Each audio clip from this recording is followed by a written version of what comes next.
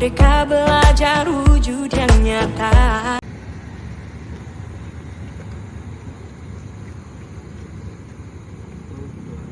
Assalamualaikum warahmatullahi wabarakatuh. Perkenalkan, kami calon guru penggerak Angkatan 9 dari Kabupaten Purbalingga akan melaksanakan demonstrasi kontekstual modul 2.3 tentang coaching supervisi akademik. Saya Holidin dari SMP Negeri 5 Satu Atap Karangmoncol. Saya Yuli Windarti dari SD Negeri 2 Pengadegan. Saya Deni Oktaviani dari SMP Negeri 5 Satu Atap Karangmoncol. Saya Novitri Wahyuningsi dari SD Negeri 2 Pengadegan. Selamat menyaksikan. Assalamualaikum Bu Yuli. Waalaikumsalam Pak Khalidin. Bagaimana kabarnya Bu Yuli hari ini? Alhamdulillah kabar saya baik Bapak. Bagaimana kabar Bapak? Ya, saya juga dalam keadaan baik. Bu Yuli, sebelum saya melakukan coaching atau mungkin sebelum Bu Yuli melakukan coaching, sebagai awal saya akan memberikan pertanyaan kepada Ibu. Yang pertama adalah mendiskusikan rubrik penilaian hari ini. Kemudian yang kedua, coaching hari ini coach dan coach akan saya amati sesuai dengan rubrik penilaian. Apakah sesuai dengan alur tirta atau bukan? Bagaimana Ibu memberikan pertanyaan terbobot kepada coach dan bagaimana coach merespon pertanyaan dari coach. Kemudian nanti jangan lupa disesuaikan dengan prinsip coaching, antara lain kemitraan, kemudian ada proses kreatif dan memaksimalkan potensi. Pertanyaan pertama, kompetensi apa yang ingin Ibu kembangkan pada coaching hari ini? Baik Bapak Holidin, potensi yang akan saya kembangkan pada kegiatan coaching hari ini adalah pengembangan present, kemudian mendengarkan aktif dan memberikan pertanyaan yang berbobot. Ya, kemudian untuk pertanyaan kedua, kompetensi mana yang ingin Ibu kembangkan secara spesifik ketika sedang mengobservasi coaching? Baik Pak, yang saya kembangkan yaitu mendengarkan secara aktif dan memberikan pertanyaan yang berbobot. Ya. Lalu bagaimana ketika permasalahan ataupun menemukan langkah-langkah dalam mengatasi permasalahannya? Baik Bapak, saya ini nanti ingin menemukan solusi dari permasalahan dan menemukan langkah-langkah dalam mengatasi permasalahan yang dihadapi oleh coach. Demikian Ibu, observasi pra-observasi kali ini. Silakan Ibu untuk melakukan coaching terhadap coaching. Baik Bapak Holidin, terima kasih untuk kesempatannya. Assalamualaikum warahmatullahi wabarakatuh. Ya, waalaikumsalam warahmatullahi wabarakatuh. Assalamualaikum Bu Yuli. Waalaikumsalam Bu Deni. Bagaimana kabarnya? Alhamdulillah baik Bu. Oh iya Bu Deni, tadi malam Bu Deni menghubungi saya ya. Katanya akan ada yang disampaikan kepada saya. Silahkan, hari ini saya mempunyai waktu, tapi mohon maaf Bu Deni karena saya sedikit sibuk, jadi saya hanya punya waktu 10 atau 15 sampai 15 menit. Matur nuwun Bu Yuli, nggih tadi malam saya menghubungi Bu Yuli via WA karena ada hal yang membuat saya resah Ibu Yuli. Apakah ini mengganggu Bu Yuli apa tidak? Ini saya jadi sungkan. Insya Allah saya ada waktu Ibu.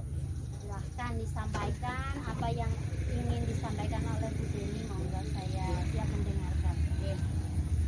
Jadi Bu Yuli, tujuan saya hari ini menemui Bu Yuli selain lama tidak berjumpa. Jadi karena kesibukan kita masing-masing, jadi saya ingin bercerita itu, berbagi. Karena kadang-kadang dalam dunia kerja kan ada saja halangan, rintangan. Jadi semoga dengan bertemu Bu Yuli saya akan lebih lebih tenang seperti itu. Jadi langsung aja Bu. Jadi di kelas saya karena rombel kecil ada anak yang sangat hiperaktif gitu. Menurut saya sih bukan nakal gitu, tapi memang dia anak yang sangat full power, jadi sangat tidak bisa diam seperti itu. Ketika dia diberi pelajaran yang ceramah itu dia akan cepat bosan ibu, dia akan teriak-teriak atau keluar aja lah dia ke WC kemana. Itu Bu yang sedang saya alami seperti itu. Baik Ibu, setelah tadi Bu Deni menyampaikan permasalahan Bu Deni, kelas Bu Deni itu ya, saya sudah paham seperti itu permasalahannya.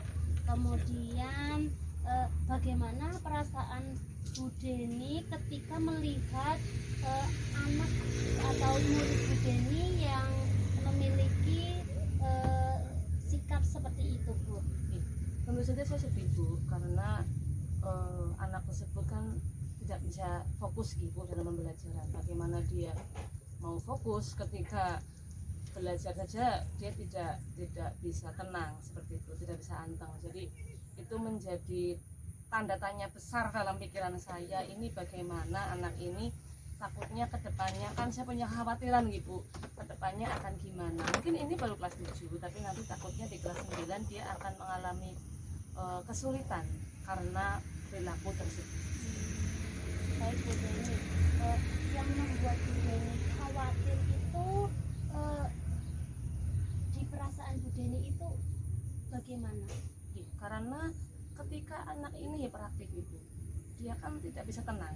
Itu dia akan usil mengganggu teman yang lain seperti itu. Jadi sebenarnya sih bukan nakal, tapi dia itu memang apa ya, ceria. Jadi juga akan mengganggu konsentrasi teman-teman di kelas. Dan teman-teman tidak nyaman. Mereka lakukan ke saya, Bu ini gimana gini-gini. Nah, makanya saya berusaha untuk menenangkan anak ini, tapi karena belum ketemu, makanya saya berusaha mengobrol dengan ibu, siapa tahu mungkin bisa ketemu jalan keluar. Baik Bu Deni, jadi kita di sekolah itu memiliki beraneka ragam sikap ya, sikap menemukan karakter murid yang berbeda-beda di situ ya. Jadi pintar-pintarnya kita sebagai pendidik itu untuk bisa mensiasati murid yang memiliki keragaman karakter itu ya Bu. Bagaimana cara Bu Deni untuk mengatasi masalah ini? Tentu saja saya berusaha itu untuk memberikan motivasi, melakukan pendekatan. Tapi di awal saya melihat anak ini ada perubahan gitu, saya berusaha melakukan penelusuran dari pihak keluarganya, dari mungkin dari rapot SD-nya, bagaimana dia ketika SD, dan diketahuilah bahwa memang sejak dari SD seperti itu, sangat aktif, dan ternyata dia itu memang anak yang gemar beraktivitas itu, bahkan dia juga ikut klub sepak bola, dan dia bermain dengan anak-anak muda. Jadi mungkin passionnya emang di situ. Tetapi kan sebagai guru kita harus mengingatkan bahwa ada keseimbangan antara nilai olahraga dengan nilai pelajaran, itu yang mungkin dia belum paham. Baik Bu Deni, berarti nanti kita sama-sama mencari solusi lah ya. Mudah-mudahan kita bisa jenengan bisa membawa murid tersebut ke arah yang lebih baik lagi. Baik Bu Deni, sekarang apa yang akan Bu Deni rencanakan untuk mengatasi masalah murid yang hiperaktif itu agar dia itu lebih fokus dalam mengikuti kegiatan pembelajaran? Ya, seperti yang tadi saya bilang bahwa hiperaktif adalah bukan hanya yang negatif. Akhirnya saya berpikir keras ibu di rumah bahwa ini treatment apa yang harus saya berikan ke anak ini. Akhirnya saya memberikan pembelajaran dengan menggunakan aktivitas. Jadi anak itu saya ajak, ayo kita bermain, kita menempel, kita menggunting, kita berjoget. Dan ternyata beberapa kali lembar kerja atau aktivitas yang saya gunakan untuk mapel pribadi saya, itu dia bisa ibu. Bahkan untuk misalkan ada praktek menyanyi dalam bahasa Inggris, dia bisa. Nilainya lumayan. Jadi sebenarnya anak ini ketika kita ajak untuk melakukan pembelajaran yang menggunakan aktivitas, dia akan semangat, dia akan mau belajar. Tapi ketika saya berikan pembelajaran yang mungkin ceramah, dia akan bosan. Jadi saya melihat ada progres di sini Ibu. Berarti dari sisi negatif yang dimiliki anak tersebut juga anak itu mempunyai sisi positif gitu. Iya. Kemudian jika murid itu mulai hiperaktif lagi, apa yang akan Bu Deni lakukan? Ya, tentu saja perubahan itu tidak akan langsung Ibu, pasti perlu proses. Namanya juga anak-anak, mereka masih kelas 7, masih penyesuaian. Tentu saja akan saya ingatkan bahwa ayo katanya mau pintar, ayo kamu kalau anteng itu bisa. Saya berikan motivasi-motivasi bahwa nantinya kamu akan bisa menggapai mimpi kamu ketika kamu bisa sedikit saja fokus pada pembelajaran dan bisa membagi passion, membagi pikiran ketika mereka akan olahraga ataupun ketika di kelas. Saya beri bonus. Nanti kalau kamu sudah istirahat, mau ambil raket, mau ambil bola silakan. Tapi sekarang fokus dulu ke pelajaran. Baik Bu. Bu Deni berarti dalam melakukan kegiatan-kegiatan di kelas berarti sudah ada progres lah ya, sudah ada progres ke anak tersebut. Kemudian Bu Deni apakah sudah merasa puas dengan hasil yang dicapai sekarang? Belum puas. Kalau dibuat interval nilai 1 sampai 10, Ibu Deni sudah sampai di tahap mana nih? Saya kalau untuk anak ini Ibu, saya Assalamualaikum Mbak Khalidin. Waalaikumsalam warahmatullahi wabarakatuh. Bu Yuli, tadi kan sudah melaksanakan coaching ya dengan Bu Deni. Ya, nah sebelum penutupan saya akan menanyakan beberapa pertanyaan terkait dengan pasca observasi. Ya. Pertama, apa yang sudah Ibu lakukan pada saat melakukan coaching terkait indikator ketercapaian yang diinginkan? Baik Pak Khalidin, terima kasih atas pertanyaannya. Pada kegiatan coaching tadi saya bersama Bu Deni sudah melakukan coaching dengan tahapan atau alur tirta dengan melaksanakan tujuan, kemudian identifikasi, rencana aksi, dan tanggung jawab, sehingga alur tersebut dapat menggali Bu Deni sebagai coaching untuk menceritakan permasalahan yang dan menemukan solusinya.